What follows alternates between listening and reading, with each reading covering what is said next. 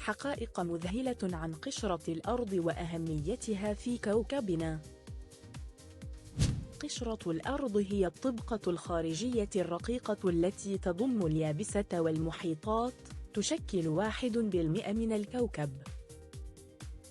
تتكون بقية كتلة الأرض من الوشاح واللب، حيث يمثل الوشاح 68% واللب 31%. الوشاح يتكون من الصخور السائلة والصلبة، ويؤثر على حركة الصفائح التكتونية. اللب الداخلي يتكون من الحديد والنيكل، وهو في حالة صلبة، بينما اللب الخارجي سائل.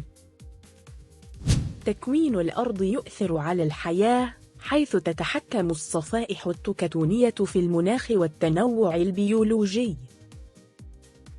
اشترك في قناتنا لمزيد من الحقائق العلمية المثيرة.